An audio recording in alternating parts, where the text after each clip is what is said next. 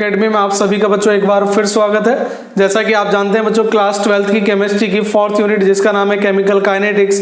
तो बच्चों रासायनिक बलगतिकी का जो आज का हमारा टॉपिक है बच्चों वो है अभिक्रिया की आणविकता यानी कि मॉलिक्यूलरिटी ऑफ रिएक्शन। तो बच्चों आज हम बात करेंगे अभिक्रिया की आणविकता और इससे आप क्या समझते हैं और किस प्रकार से इसे आप देख सकते हैं, किस प्रकार से आप इसे फाइंड आउट कर सकते हैं। तो चलिए बच्चों शुरू करते हैं। तो बच्चों अगर आपने अभी रासायनिक बलगतिकी की वीडियो नहीं देखी है तो आप आई बटन पर बच्चों क्लिक करके पहले पुरानी वीडियो देख लीजिए। तो चलिए बच्चों अभिक्रिया की आणविकता स्टार्ट करते हैं। तो बच्चों नाम से स्पष्ट है मॉलिक्यूलरिटी, किसकी बच्चों? मॉलिक्यूलरिटी। इसका मतलब क्या हुआ? नंबर ऑफ मॉलिक्यूल्स या आणविकता मतलब बच्चों अणुओं की संख्या। क्लियर? तो इसका मतलब बच्चों क्या हुआ कि किसी रासायनिक अभिक्रिया में भाग लेने वाले किसकी संख्या बच्चों? अणुओं की संख्या क्या कहलाती है? आणविकता कहलाती है। मेरी बात समझ रहे हैं बच्चों? किसी रासायनिक अभिक्रिया में भाग लेने वाले अभिकारक के अणुओं की संख्या को क्या कहते हैं बच्चों? आणविकता कहते हैं। तो किसी रासायनिक अभिक्रिया बच्चों जो संतुलित होनी चाहिए में अभिक्रिया में भाग लेने वाले अणुओं की संख्या को बच्चों क्या कहते हैं? अभिक्रिया की आणविकता कहते हैं। क्या कहते हैं बच्चों? अभिक्रिया की आणविकता कहते हैं। ठीक है बच्चों? या अभिक्रिया के लिए आवश्यक अणुओं की संख्या को, चलिए मैं लिख देता हूं बच्चों, किसी रासायनिक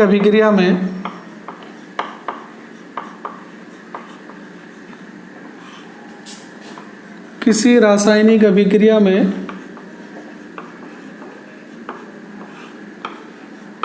भाग लेने वाले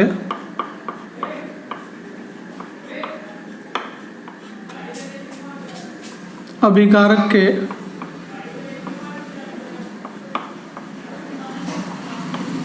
आवश्यक न्यूनतम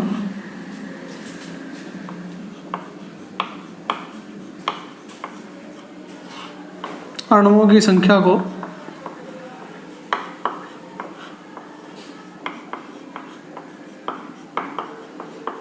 अभिक्रिया की आणविकता कहते हैं। ठीक है बच्चों? तो मैंने दो वर्ड यूज किए हैं यहाँ पर, एक तो आवश्यक और क्या बच्चों? न्यूनतम। तो इन दोनों शब्दों का अपना मीनिंग है बच्चों वो बाद में क्लियर करेंगे। आप फिलहाल के लिए ये समझ लीजिए कि किसी भी रासायनिक अभिक्रिया में भाग लेने वाले अभिकारक के अणुओं की संख्या को अभिक्रिया की आणविकता कहते हैं। ठीक है बच्चों? तो किसी रासायनिक अभिक्रिया में भाग लेने वाले अभिकारक के आवश्यक न्यूनतम अणुओं की संख्या को अभिक्रिया की आणविकता कहते हैं। जैसे मैं आपको बच्चों रिएक्शन दे देता हूं। जैसे मैं मान लीजिए बच्चों मैंने आपको रिएक्शन दी 2NH3 gives N2 + 3H2। Clear बच्चों? देखें एक बात तो यहाँ पर ये ध्यान रखें बच्चों, किसके अणुओं की संख्या है? अभिकारक के। तो अभिकारक कौन सा है बच्चों? NH3। जो लेफ्ट हैंड साइड में लिखा जाएगा वही क्या होगा बच्चों? अभिकारक। अणुओं की संख्या कितनी है बच्चों? 2। तो उपरोक्त अभिक्रिया की आणविकता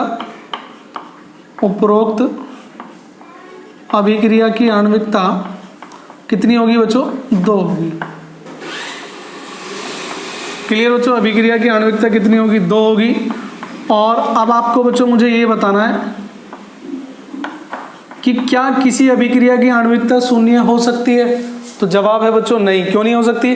कि कम से कम एक मॉलिक्यूल्स तो होगा जो रिएक्शन में भाग लेगा, एक अणु तो ऐसा होगा जो रिएक्शन में भाग लेगा।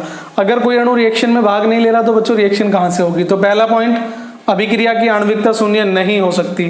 क्लियर बच्चों? दूसरा पॉइंट, क्या अभिक्रिया की आणविकता बच्चों दशमलव में हो सकती है? तो इसका भी जवाब क्या होगा? नहीं। क्योंकि मैंने क्या वर्ड यूज किया था बच्चों? संतुलित रासायनिक अभिक्रिया होनी चाहिए। तो जब रासायनिक अभिक्रिया संतुलित होती है तो हमेशा क्या होती है? पूर्णांक होती है। कैसी होती है? पूर्णांक। या तो 2, 3, 1, ठीक है, इस तरह का वर्ड आएगा। कभी ऐसा नहीं आएगा 2.3 आपने देखा हो या 2.7 देखा हो। तो अभिक्रिया की आणविकता बच्चों सदैव कैसी होती है? पूर्णांक होती है। क्लियर? दूसरी बात बच्चों, अभिक्रिया की आणविकता ना तो कभी ऋणात्मक होती है ना भिन्नात्मक होती है। क्लियर? तो ये बात आप समझ लें कि आणविकता जो है बच्चों, डेफिनेशन तो यही है लेकिन कुछ वर्ड हैं जो आपको ध्यान रखने। आणविकता शून्य नहीं होती है। दूसरा पॉइंट, आणविकता अगर शून्य नहीं हो सकती तो बच्चों आणविकता हमेशा क्या होती है? पूर्णांक होती है, जैसे 1, 2, 3। क्लियर? दूसरा पॉइंट बच्चों मैंने क्या बताया आपको कि अभिक्रिया न तो ऋणात्मक होती है न शून्य होती है और न ही बच्चों क्या होती है आपकी भिन्नात्मक होती है। क्लियर। तो चलिए बच्चों, अभिक्रिया में भाग लेने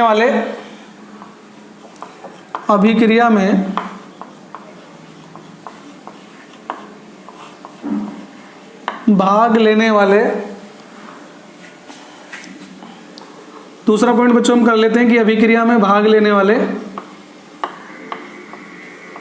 अणुओं की संख्या के आधार पर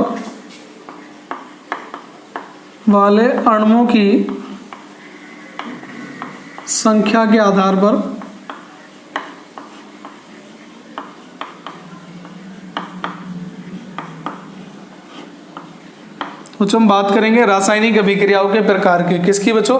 रासायनिक अभिक्रियाओं के प्रकार की। अभिक्रियाएं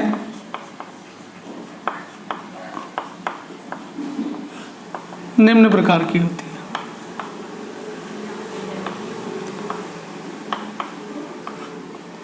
ठीक है बच्चों, अणुओं की संख्या के आधार पर अभिक्रियाएं निम्न प्रकार की होती हैं। कौन कौन सी होती हैं बच्चों? जैसे किसी रासायनिक अभिक्रिया में अगर एक अणु भाग लेता है तो बच्चों उसका जो नाम होता है वो होता है एकाणुक अभिक्रियाएं। कैसी अभिक्रियाएं बच्चों? एकाणुक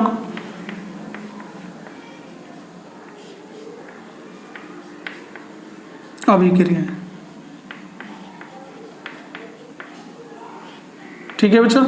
अब एकाणुक अभिक्रियाओं को हम इंग्लिश में बोलते हैं बच्चों यूनिमोलिकुलर रिएक्शन। क्या बोलते हैं? Unimolecular reaction. ठीक है बेटा। इसी प्रकार से दो अणुओं में जिसमें भाग लेंगे तो उसे क्या बोलेंगे बच्चों? द्विअणुक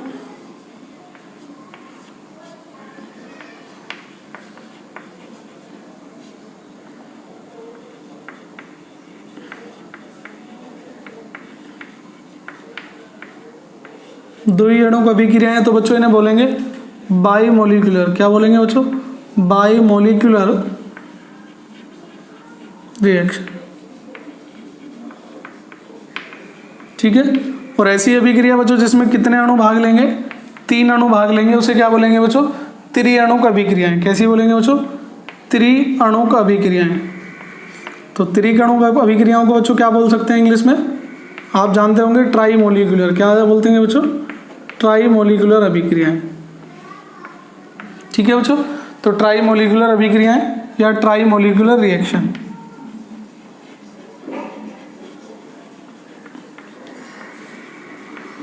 तो बच्चों एक तो आपको इन तीनों की डेफिनेशन अगर आप एग्जाम्स के हिसाब से देखें तो बच्चों इतनी इंपॉर्टेंट नहीं है। अभिक्रिया की आणविकता केवल कोर्स में उसके प्रकार नहीं है, लेकिन एकाणुक अभिक्रियाएं बच्चों डेफिनेशन क्या हो जाएगी? वे रासायनिक अभिक्रियाएं जिनमें अभिकारक का केवल एक अणु भाग लेता है। कौन लेता है बच्चों? एक अणु भाग लेता है। वे रासायनिक अभिक्रियाएं जिनमें अभिकारक का केवल एक अणु भाग लेता है एकाणुक अभिक्रियाएं कहलाती हैं। ऐसी अभिक्रियाएं जिनमें अभिकारक के 2 अणु भाग लेते हैं द्विअणुक अभिक्रियाएं कहलाती हैं। और ऐसी अभिक्रियाएं बच्चों जिनमें अभिकारक के 3 अणु भाग लेते हैं वो कहलाती हैं बच्चों आपकी त्रिअणुक अभिक्रियाएं। मैं आपको कुछ उदाहरण दे देता हूं और आपको बच्चों पहचानने हैं कि रिएक्शन बच्चों एकाणुक है द्विअणुक है। मान लीजिए बच्चों मैंने रिएक्शन दी आपको पहली PCl5 reversible PCl3 plus Cl2। दूसरी रिएक्शन दे रहा हूं बच्चों H2 plus Cl2 gives 2HCl। तीसरी रिएक्शन बच्चों मैंने आपके सामने दी है 2CO plus O2 gives 2CO2। Clear बच्चों। और एक और दे देता हूं बच्चों NH4NO2 gives N2 plus 2H2। Clear बच्चों। तो आपको ये बताना है ये चारों अभिक्रियाओं में कौन सी एकाणुक है, कौन सी द्विअणुक है और कौन सी त्रिअणुक अभिक्रिया है बच्चों। तो आप देखेंगे PCl5, तो PCl5 में बच्चों कितना अणु भाग ले रहा है? 1। अणुओं की बात बच्चों कैसे करेंगे? अगर यहाँ पर कोई नंबर लिखा हुआ है तो उसे काउंट करते हैं बच्चों। इस 5 को काउंट नहीं करना। अगर बच्चों यहाँ 2 लिखा होता तो 2 हो जाती, 1 लिखा होता तो 1, 3 होता तो 3। तो यहाँ पर कोई नंबर तो है नहीं बच्चों, नंबर नहीं है तो इसका मतलब कितने मॉलिक्यूल्स पार्टिसिपेट कर रहे हैं? 1। तो बच्चों ये कैसी अभिक्रिया है? एकाणुक अभिक्रिया। कैसी है बच्चों? Unimolecular reaction. समझ गए। दूसरी वाली रिएक्शन देखें बच्चों H2 प्लस Cl2, तो बच्चों H2 के आगे कितना लिखा हुआ है, कुछ नहीं लिखा हुआ 1, Cl2 के आगे भी कुछ नहीं लिखा हुआ तो 1। तो बच्चों कितने अणु भाग ले रहे हैं, एक H2 का और एक Cl2 का, लेफ्ट हैंड साइड के ही काउंट करते हैं हमेशा। तो कितनी हो जाएगी बच्चों, बाई मोलिकुलर रिएक्शन। कैसी हो जाएगी बच्चों, बाई मोलिकुलर रिएक्शन। ठीक है बच्चों, थर्ड रिएक्शन की बात करें तो बच्चों कितने मॉलिक्यूल्स हैं, 2, और यहाँ पर कितना है 1, कितना है 1। ये 2 काउंट नहीं करना बच्चों, मैं पहले ही बता चुका हूँ, रिएक्शन के जो रिएक्टेंट के आगे होते हैं नंबर, उन्हें बोलते हैं बच्चों स्टोइचियोमेट्रिक कोफिशिएंट, वो यूज किए जाएंगे। तो 2 और 1 बच्चों कितना हो गया, 3। तो ये कैसी है बच्चों, ट्राई मोलिकुलर रिएक्शन। क्लियर। और लास्ट रिएक्शन बच्चों आप देख पा रहे हैं NH4NO2, तो बच्चों कितने मॉलिक्यूल्स हैं, 1, कितने हैं 1। तो ये कैसी है बच्चों, यूनिमोलिकुलर रिएक्शन है। ठीक है, तो इस प्रकार से बच्चों अभिक्रिया में भाग लेने वाले अणुओं की संख्या के आधार पर नेम ऑफ जो रिएक्शन के टाइप हैं बच्चों, वो जनरली 3 प्रकार के होते हैं। पहला है बच्चों एकाणुक अभिक्रिया, दूसरा है द्विअणुक अभिक्रिया, और तीसरा है बच्चों आपका त्रिअणुक अभिक्रिया। क्लियर बच्चों। तो अब यहाँ से आगे की बात चलते हैं बच्चों, ये तो बहुत ईजी था, जनरली नहीं पूछा जाता है, तो इससे आगे की बात बच्चों हम कर लेते हैं। तो बच्चों जो जटिल रासायनिक अभिक्रियाएं होती हैं, मेरा कहने का मतलब समझिए बच्चों, किसी भी रासायनिक अभिक्रिया की आणविकता बच्चों जनरली 3 से अधिक नहीं होती है। किससे अधिक नहीं होती है बच्चों, 3 से। लेकिन आप कहेंगे सर ऐसा तो हो सकता है, जैसे रिएक्शन बच्चों मैं आपको दे दूं 4HBr प्लस O2, तो यहां से देखें तो बच्चों बन जाएगा 2H2O प्लस 2Br2, कितना 2Br2। अब आप बच्चों इस रिएक्शन में देखें तो कितने अणु पार्टिसिपेट कर रहे हैं, 4, और यहाँ कितना कर रहा है बच्चों 1, तो टोटल कितने हो गए 5। लेकिन बच्चों मैं आपको क्या कह रहा हूँ, मैं आपको ये बताना चाह रहा हूँ कि किसी भी रिएक्शन की आणविकता बच्चों जनरली 3 से ज़्यादा नहीं होती है। क्या होता है बच्चों, जनरली 3 से ज़्यादा नहीं होती है। क्यों नहीं होती है बच्चों, वो समझेंगे अभी। तो मेरा कहने का मतलब था बच्चों, जो जटिल रासायनिक अभिक्रियाएं होती हैं, जैसे ज़्यादा मॉलिक्यूल्स होते हैं, तो जटिल रासायनिक अभिक्रियाएं जिनमें अभिकारक के अणुओं की संख्या 3 से ज़्यादा होती है, उनकी बात कर रहे हैं बच्चों, जटिल मतलब कॉम्प्लेक्स रिएक्शन। तो ऐसी अभिक्रियाएं बच्चों एक स्टेप में पूरी नहीं होती, जैसे हम कर रहे हैं एक स्टेप में। उनके लिए बच्चों क्या होता है, वो 2 या 2 से ज़्यादा पदों में पूर्ण होती हैं। किस में होती हैं बच्चों, 2 या 2 से ज़्यादा स्टेप में पूर्ण होती हैं। तो उनमें बच्चों जो सबसे धीमी गति से स्टेप होता है, जो स्लो स्टेप होता है, उसका निर्धारण किया जाता है, और उसी के अणुओं की संख्या को हम जनरली क्या कहते हैं, आणविकता कहते हैं। क्लियर बच्चों। चलिए अब इस पॉइंट को बच्चों समझ लेते हैं। आई होप आपने ये कॉपी कर लिया होगा, नहीं किया तो बच्चों आप स्क्रीनशॉट ले सकते हैं, जल्दी से लें बच्चे। तो चलिए बच्चों अब मैं आपको ये समझाने का प्रयास करूंगा कि आणविकता जनरली 3 से ज़्यादा क्यों नहीं होती है और क्यों ऐसा पॉसिबल नहीं है। ठीक है बेटा, तो चलिए हम देखते हैं बच्चों कि आणविकता 3 से ज़्यादा क्यों नहीं होती है, क्यों पॉसिबल नहीं। चलिए बच्चों मैं आपको बता देता हूं, थोड़ा सा आप समझने का प्रयास करेंगे बच्चों। मान लीजिए बेटा ये बंद बर्तन है जिसमें आपकी रिएक्शन होनी है। ठीक है बेटा, और इसमें 3-4 तरह के मॉलिक्यूल्स हैं। मान लीजिए रिएक्टेंट ए है,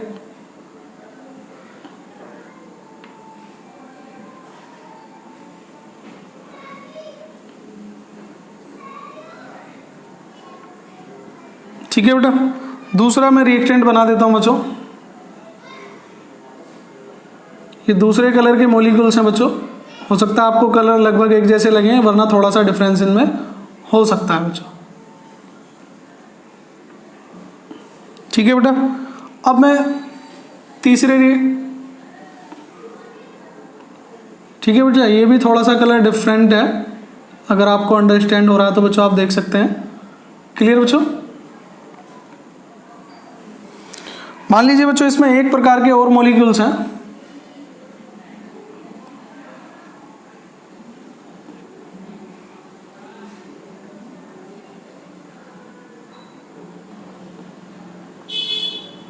तो बच्चों जनरली इसमें 4 प्रकार के आपको कलर दिखाई दे रहे होंगे। नहीं दिखाई दे रहे तो मान लीजिए बच्चों इसमें 4 तरह के मॉलिक्यूल्स हैं। कितने हैं बच्चों, 4 तरह के। मान लीजिए एक ए है, एक बी है, और एक सी है, और एक डी है। A plus B plus C plus D. ठीक है बेटा, तो मैंने आपको बताया था बच्चों, हमारे सिलेबस से एक पॉइंट रिमूव हो गया है जिसका नाम था बच्चों संघट्ट सिद्धांत। क्या था, संघट्ट सिद्धांत।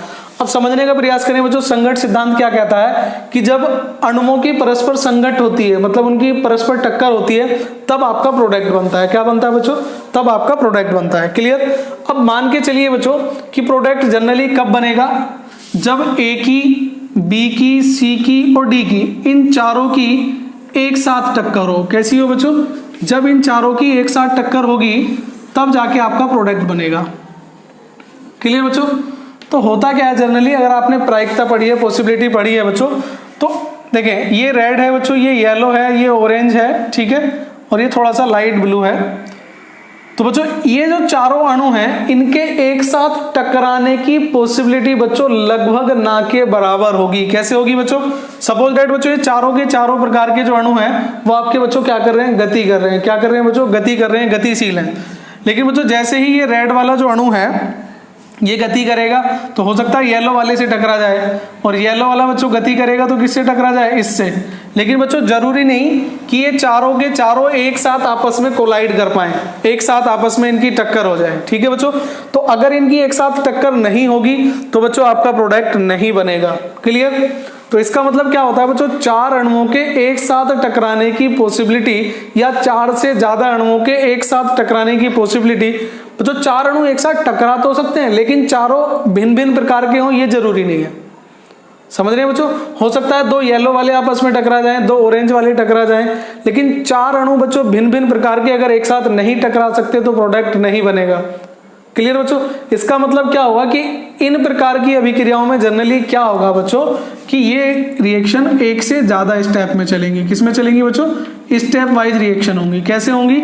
ये रिएक्शन एक साथ नहीं होगी बच्चों। ऐसा हो सकता है कि एक ही रिएक्शन पहले सी के साथ हो जाए, कोई कंपाउंड बन जाए AC, फिर बच्चों AC की रिएक्शन बच्चों मान लीजिए D के साथ हो जाए तो कंपाउंड बन जाए ACD, और फिर ACD की B के साथ हो जाए तब कंपाउंड बने आपका ABCD।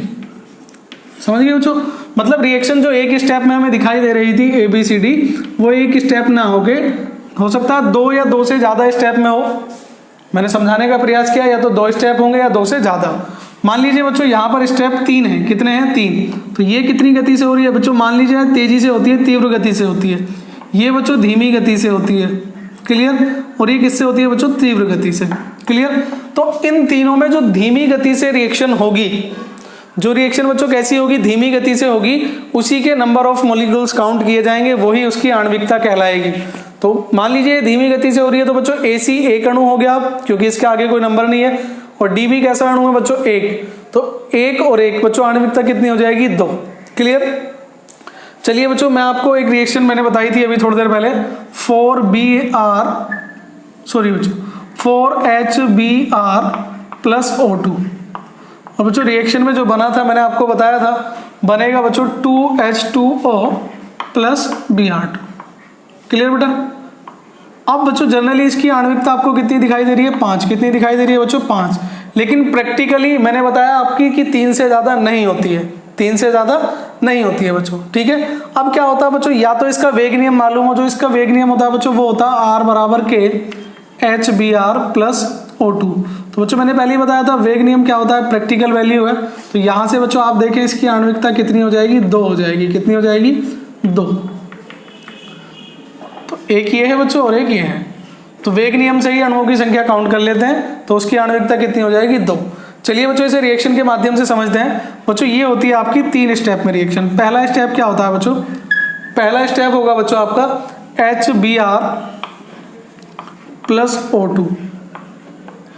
तो ये जो बच्चों रिएक्टेंट होगा तो यहां पर बनेगा बच्चों HOOBr। ठीक है बेटा? और ये जो रिएक्शन होती है बच्चों ये होती है मंद गति से। किससे होती है? मंद गति से। स्टेप नंबर 2 की बात करें बच्चों, तो स्टेप नंबर 2 में जो होगा HO और O और Br, ये जो रिएक्टेंट बच्चों आपका प्रोडक्ट बना था यहां से, ये दोबारा से HBr के साथ रिएक्शन करेगा।